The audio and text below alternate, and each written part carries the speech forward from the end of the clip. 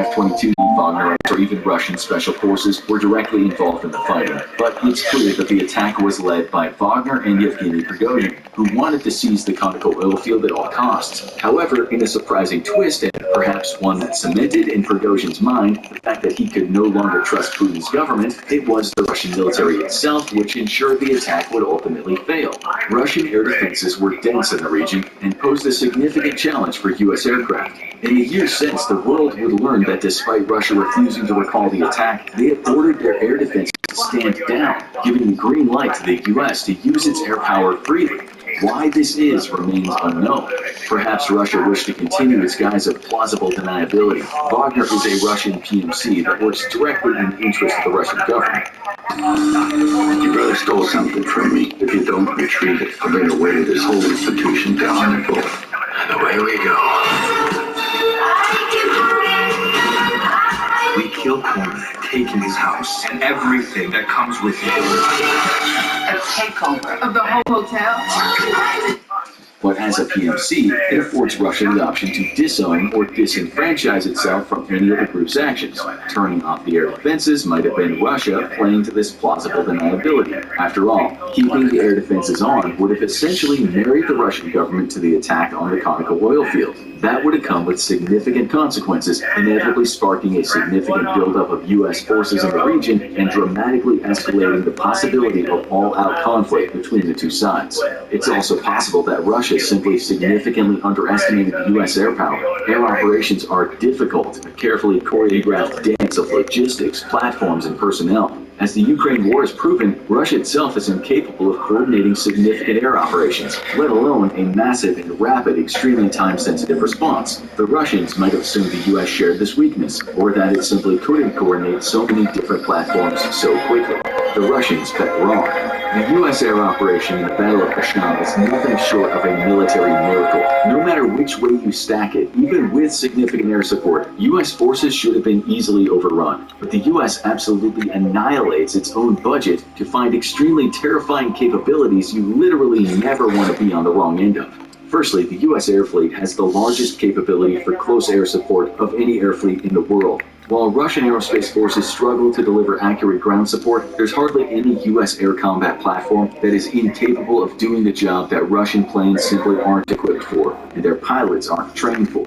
The ability for U.S. warplanes from an F-15 to a B-52 to deliver precision ground fire is unmatched by any other nation in the world, and it's basically illegal for any U.S. aircraft of any kind to take to the skies without the ability to drop a bomb with high precision right where the troops need it the most. But U.S. logistics and command and control is the secret hero of the show here, because Russia likely did not expect such a massive and well-coordinated response of so many different air platforms.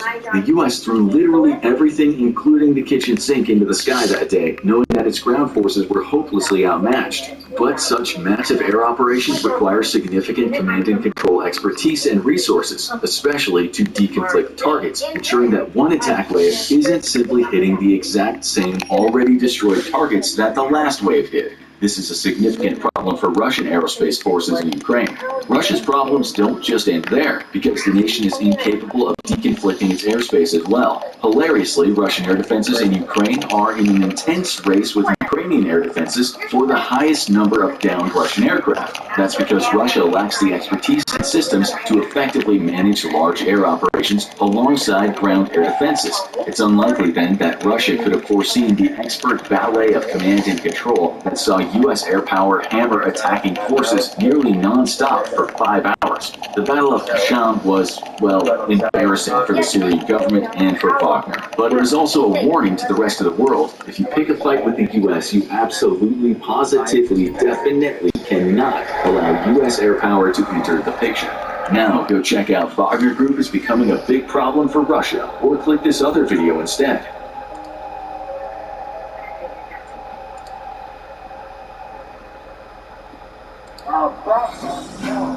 You back filming. Great works. Nelson, when you build a bomber directly into the suit, right? Man, he kept trophies on every single nut job. He dumped it off, keeping them off the streets of my ass. He wanted the relics and the feeling of being powerful. Oh, look at that. my day, then I would turn pain into a hulking terror. I could rip a tooth out and smile while shrugging off a pipe wrench, you know. Don't worry, Mr. Samuel, I can do that to you. But as a PMC, it affords Russia the option to disown or disenfranchise itself from any of the group's actions. Turning off the air defenses might have been Russia playing to this plausible deniability. After all, keeping the air defenses on would have essentially married the Russian government to the attack on the Konovo oil field. That would have come with significant consequences, inevitably sparking a significant buildup of U.S. forces in the region and dramatically escalating the possibility of all-out conflict between the two sides. It's also possible that Russia simply 0233 hours local, and in a mountain complex in North Korea just over 100 miles from the Chinese border, technicians scrambled to remove camouflage netting from the entrance to a deep underground bunker. That bunker has been cut into the mountainside and covered over with camouflage to fool American spy satellites loitering hundreds of miles overhead. The cover of night helps to obfuscate the rush of activity, and the heavy cloud cover is exactly what the Hermit Kingdom was waiting for. Out of the converted mineshaft, a huge truck is carefully backed out. The massive vehicle has only one purpose: to transport the equally massive Hwasong 50 intercontinental ballistic missile. Finally eased out of its hiding hole, the truck begins the laborious process of lifting the giant missile into position. Over 40 feet tall, the missile is taller than a 2-4 and has the power to destroy several square miles of the densely packed city. The launch command officer picks up a phone hardwired straight to an underground telephone line that's connected directly to Kim Jong-un. North Koreans have to resort to primitive telephone technology to ensure the United States or its allies aren't living in the sunlight. On the other end, the North Korean dictator gives a single word. The Hwasong 15 intercontinental ballistic missile fires its main engine, shaking the entire launch complex to its core. Launch personnel hide behind blast screens or huddle inside the relative safety of the launch truck's armored cab, hunkering down in case something goes wrong and the missile and its entire fuel load explodes. 2 seconds later, the missile proves to be in good operation and lifts off the ground. 1,000 miles above the Earth, the United States' space-based infrared system immediately detects the thermal plume of the massive rocket. The low Earth satellite sends an immediate flash alert to the 2nd Space Warning Squadron at Buckley Air Force Base in Colorado. Brother and sister units across the broad web of U.S. missile defense and the commanders of every U.S. geographical command. A second U.S. satellite in a geostationary orbit confirms the thermal signature of a large ballistic missile and chirps a second emergency alert. The massive Hwasong 15 is nearing supersonic flight and has punched several hundred feet through the clouds and into the open. Hoe kan het dat bijna niemand deze magnetische ledstrips kent? Ze zijn draadloos, oplaadbaar, in te stellen op 3 verschillende kleurtemperaturen en in seconden overal schroefvrij te bevestigen dankzij de ingebouwde magneet en meegeleverde magneetstrips. De lampen zijn zelfs voorzien van een bewegingssensor, waardoor de lampen gaan branden zodra er beweging wordt gedetecteerd en na een tijdje automatisch uitgaan. Perfect voor onder keukenkastjes, boeken en kledingkasten, maar ook voor in de hal, zodat je nooit meer in het donker hoeft te zoeken naar de lichting. Uiteraard kun je de bewegingssensor ook gewoon uitschakelen, zodat de lamp blijft branden wanneer je deze bijvoorbeeld wil gebruiken als lees- of sfeerverlichting. Je kunt kiezen uit praktisch wit licht, neutraal of sfeervol warm licht. De lampen zijn gemakkelijk op te laden met een meegeleverde USB-kabel en kunnen op 1 lading tot wel 2 maanden meegaan. Wat ik zelf erg handig vind, is dat het geleverd wordt met extra magneetstickers, zodat je de lampen ook kunt bevestigen op niet-metalen voorwerpen, zoals steen of hout. Je hebt keuze uit verschillende afmetingen en de kleuren zwart of zilver, zodat je ze kunt laten matchen met jouw interieur en specifieke behoeften. Ik heb niet veel tijd meer, dus als jij deze handige magnetische lampen ook wil bestellen voor jezelf of iemand anders, is nu het beste moment. Want de webshop waar je deze lampen kunt bestellen, heeft een tijdelijke 1+1 gratis actie lopen op het product. De lampen worden zelfs gratis bij je thuis bezorgd met een 30 dagen niet goed geld teruggarantie. Aangezien het gaat om een tijdelijke aanbieding, kan ik niet geloven dat de kortingsactie nog loopt tegen de tijd dat jij deze video te zien krijgt. Maar je kunt de beschikbaarheid controleren door te klikken op de bestellingknop in of naast deze video. Dus onderneem nu actie en bestel deze handige magnetische lampen met een enorme korting.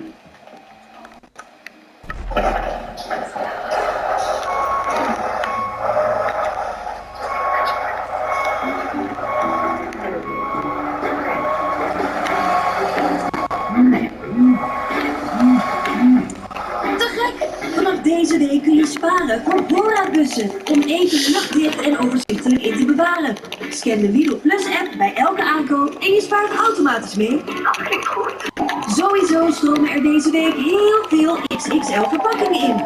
Zoals krentenbollen, emmers Griekse yoghurt en best ontdekkingsfijne korenbanden. Maar ook diverse vlees, vis en vitaproducten.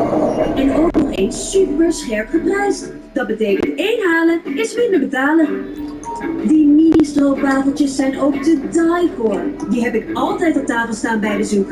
En voor een megapak van bijna een halve kilo betaal je nu maar €2,39. Hou op met me hoor. Je scoort nu al een rookmelder voor nog geen €10 per stuk. Dat is een goede zaak.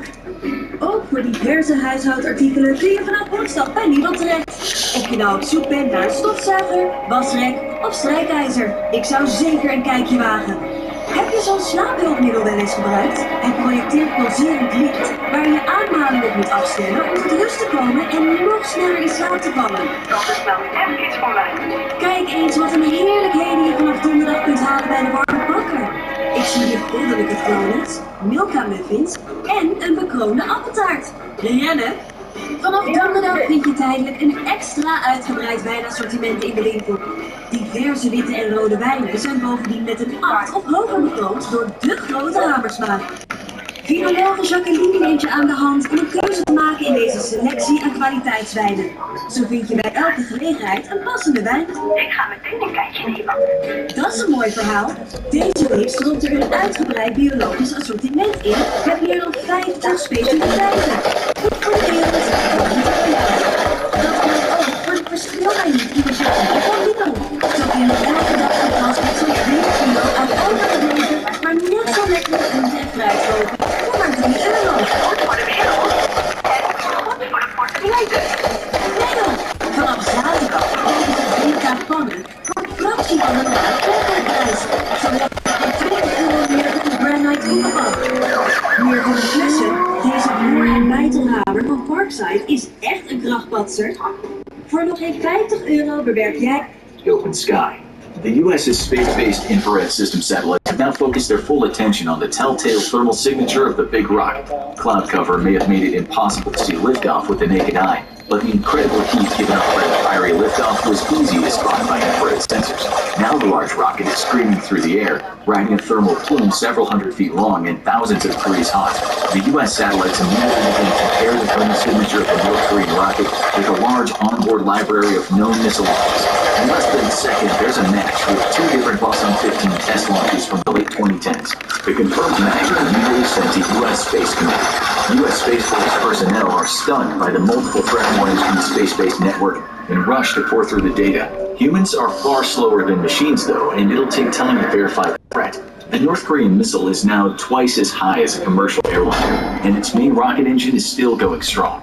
Space Force personnel have confirmed the launch as authentic, and emergency flashes dispatched to U.S. forces in South Korea and across the Pacific. It's impossible to know where the missile is heading this early in flight. Via hotline to the DoD and the White House, the alert is out. North Korea has fired a ballistic missile, possibly tipped with a nuclear warhead. The main engine on the Boson 15 shuts down as it runs out of fuel. The missile collides for a brief second, traveling at several thousand miles an hour down the upper atmosphere, before a series of explosive bolts just under 3/4 of the way up separate the first stage of the rocket from the second stage. A second later, the second stage engine fires, and the vehicle lurches forward as it prepares to exit the Earth's atmosphere. An aide rushes to interrupt a meeting between the President of the United States of America and the leader of a partner nation. There's no time for formalities, and the President is practically dragged out of the room so he can be informed. North Korea has launched a nuclear attack. Target is still unknown. The President immediately heads for the highly restricted and secretive situation room in the heart of the White House. From there, he'll be able to communicate with American forces around the world and gather real-time tracking data from various American assets. U.S. Space Command will keep an order for radar installations in South Korea and Japan to begin tracking the North Korean launch. Sea-based spy-ring radars on American naval vessels are networked into the massive surveillance effort tracking the North Korean missile. While boosting in space, the missile is at its most vulnerable, but the United States still lacks its capability to rapidly destroy missiles during this initial phase. With development on high-velocity projectiles and directed energy weapons, it's hoped that in the near future, U.S. forces will be able to down a missile during this vulnerable phase. For now, though, all U.S. assets can do is watch and gather data which will help determine where the missile is headed and which missile defense assets to activate. With a nuclear threat confirmed, the United States Secret Service begins preparations to move the president to a secure and highly classified location. If the missile is aimed at the White House, the president has less than 40 minutes to vacate. U.S. terminal high-altitude defense batteries in South Korea, Guam, and Hawaii are activated. Their powerful AN/TB-102 radars begin to produce their signs of missile. Designed to obliterate the missile during its terminal phase, batteries and interceptors are currently useless and can only defend the areas they're assigned to. Defense batteries specific thermometers and short-range defenses, which are only used for defending specific locations. U.S. Aegis-equipped warships in the region are given the same role. Defense-3 missiles can also be used for short-range ballistic missile intercepts, but require the target to be in its descent stage. With a range of several hundred miles, though, each Aegis-equipped ship can help protect multiple U.S. installations or naval battle groups. The U.S. Northern Command at Peterson Air Force Base begins preparations to activate the United States' homeland defenses. At Fort Greely, Alaska, and Vandenberg Air Force Base in California, the ground-based mid-course defense system is activated, a collection of 44 interceptors. These missiles have a far greater range than either the mobile THAAD or the Navy's SM-3 missiles, and are designed to intercept the target in the mid-course before it's had a chance to enter terminal phase and is still cruising through space. More data is needed, however, and all that U.S. forces can currently do is watch and wait. It now has become clear from the missile's trajectory that this is not an attack against forces in South Korea or Guam. Japan is also ruled out as a target. Hawaii remains a likely target, but so does the rest of the U.S. mainland. The U.S. president is notified that based on the missile's trajectory and speed, it is not a test of a new missile. All the data points to this being a legitimate launch against American forces. Given North Korean capabilities, it's likely this is an attack against either Hawaii or the American West Coast. While North Korea has missiles capable of reaching the East Coast, it's not believed they have the targeting capabilities to strike that far with any sort of precision. The president authorizes the use of ground-based interceptors against the incoming threat and ordered the U.S. Navy ships near Hawaii or the American West Coast to move into positions to best protect the major population centers. Across the United States, a fleet of specially modified aircraft put into the air. These big planes are loaded with communications gear and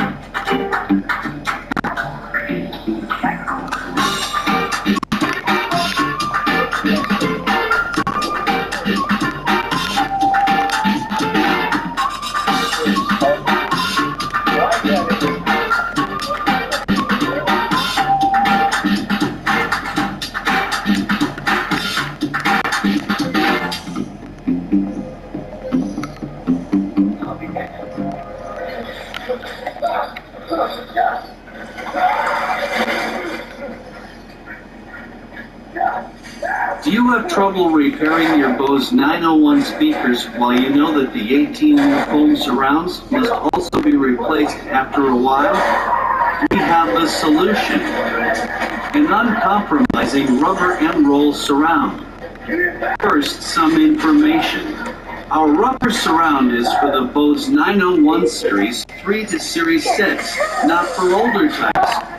Furthermore, also within series 3 to 6 there are differences in the diameter of the cone and also the outer edge of the cone.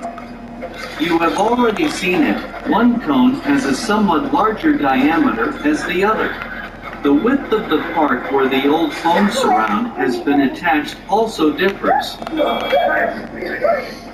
Our rubber surround is flexible there, and you can see that the Audio Friends surround fits very well on both cones.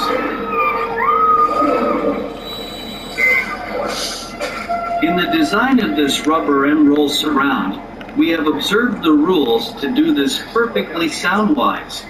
This includes, among other things, a light-moving mass of the rubber surround, so that the foam surround is excellently imitated. Thanks to these rubber surrounds, your speakers will last a lifetime. This also benefits the environment. On YouTube, there are videos on how to repair the Bose 901 speaker.